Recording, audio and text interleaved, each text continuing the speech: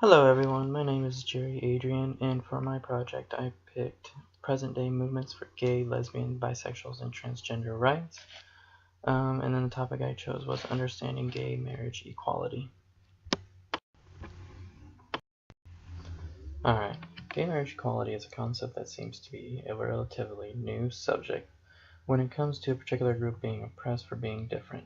This is not the case, as the oppression has been going on for decades. The present-day movements for gay, lesbians, bisexuals, and transgender individuals have recently picked up the pace to end this oppression and to do away with the social norm. What could be a major achievement in the movement would be to have the same rights as heterosexuals, which would be to allow marriage for everyone regardless of sexuality all across the country. Alright, let's look at some historical analysis of the movement. The movement was started by the Stonewall riots. This is where police officers busted into a well-known big coffee shop and started harassing some of the individuals. This would be the first time that actual gays would fight back for their rights. This would lead into the pre-marriage era, which focused on decriminalizing consensual sex between same-sex partners, securing legalization, forbidding discrimination based on sexual orientation in public accommodations and employment, though it wasn't until 1980 that the focus was solely on gay marriage.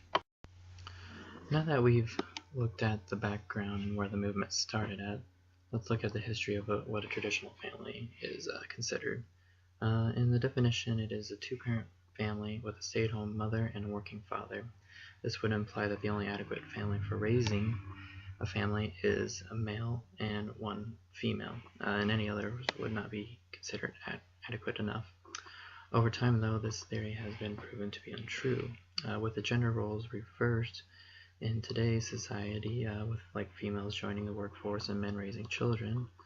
It is found that most adequate family raising is a two-parent system, no matter what the sex of both parents are. Alright, let's look at some of the dominant and subordinate groups of this movement. For heterosexuals, they use their dominance to uphold their sexual ideologies and construct the meanings of what sexuality and relationships are in the dominant culture. This makes the subordinate groups of homosexuals feel like anything that does not fit the meaning of ideology would not be considered normal. For homosexuals, though, they use their sexual ideologies for something else. They use them to help with their beliefs and the social world around them. It creates a sense of belonging so that they do not feel less important. It helps with uncertainty and defines reality for them and the social groups that they are in.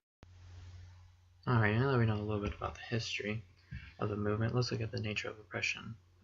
For the marriage definition, the marriage can refer to a legal contract and civil status and religious right of all, which can vary by legal jurisdiction, religious doctrine, and culture.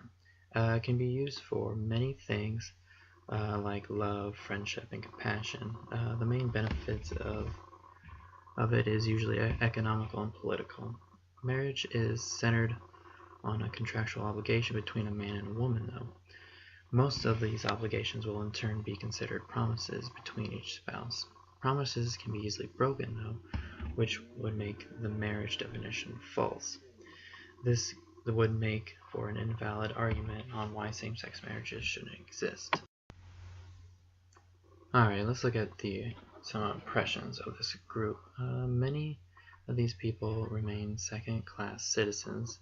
I think it's to do with that they do not have a strong enough voice on a political level. They still do not have equal rights like everyone else either, like same-sex marriages. The American politics is the biggest oppressor, it seems to be, as they support the dominant views, which is the marriage contract definition. With not having a strong voice on a political level, it leads to people not being aware of homosexual oppression. Alrighty, having a little bit more of a background on the history and oppression on this movement, let's look at why social movements are created. They are created when a political and economic system is less open than once believed. They can be defined by three things. They must have a mass base of people, groups, and organizations that are combined through social interaction. They then organize political and cultural goals. They have a shared identity that will help achieve these goals set by the movement. Alrighty, now that we've looked at why social movements are created, there actually is a social movement strategy that is used. The main one used by the LGBT is the rights-based strategy. This focuses on the individual state's relationships with the people of the movement. It allows them to live their lives freely without negative state intervention. It also asks for the state to protect them in a positive way so that they can meet the daily basic needs like everyone else. With this strategy, it has led to equal rights for them and a higher demand to have their relationships being recognized on not only a legal, institutional, but a social level. Alrighty, let's look at what the social movement has actually achieved. People are now actually coming out with more pride than ever before. They removed the don't ask, don't tell policy from the military, and actually more schools are now forming gay-straight alliances. This leads to changing the social norm. It has now become a social norm for same-sex couples to raise children and show that only love is needed. Many states have passed laws that recognize same-sex marriages as being legal.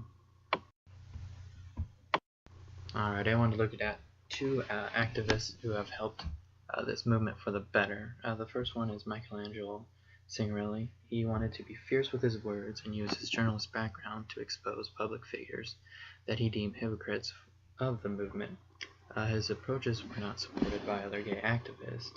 This was out of fear that it would undo all the progress made by the movement so far, yet it helped ignite conversations about identity, equality, and privacy for the movement and push the movement forward. Alrighty, the second activist that I wanted to look at was Chad Griffin. Like Signorile, he went his own way when it came to marriage equality. He fought for same-sex marriages as a whole instead, and did not do the traditional one-step-at-a-time basis. He also sought to challenge the national level of this equality, which was deemed too risky. He challenged the California gay marriage ban at the Supreme Court level. He would end up winning the challenge and removing the ban on same-sex marriage in the state, though the nationwide effort did not work out like he wanted it to. The victory in California would actually put the same-sex marriage equality on a higher level of importance than ever before. Alright, let's look at some of the past versus present of the movement. In the past, almost 50 years ago, homosexual sex was a crime. The federal government made it illegal to not hire anyone who was gay or serve in the military. Police could raid any gay bar without any question, and most Americans would not allow for same-sex marriages in their state.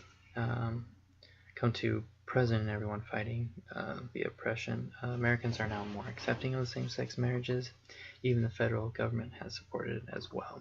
Many states have passed a law for same-sex marriages. The government has also helped in rejecting state amendments that would forbid same-sex marriages on a constitutional level. The biggest achievement so far by this movement would be the hearing in the Supreme Court that will decide if same-sex marriages will be a constitutional right nationwide instead of just a hope for these people. Alrighty, and now we have the conclusion. For the gay rights movement, it has made big strides in fighting to overcome this oppression.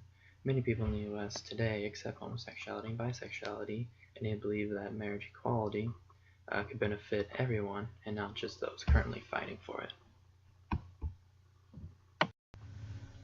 Alrighty, here are a list of my references that I used when creating my paper and this PowerPoint. They give a lot of good information on this movement, so feel free to use any of them or read any of them, because they will give you a lot of answers on this movement itself. Well, I thank you for watching my presentation, and good luck next term.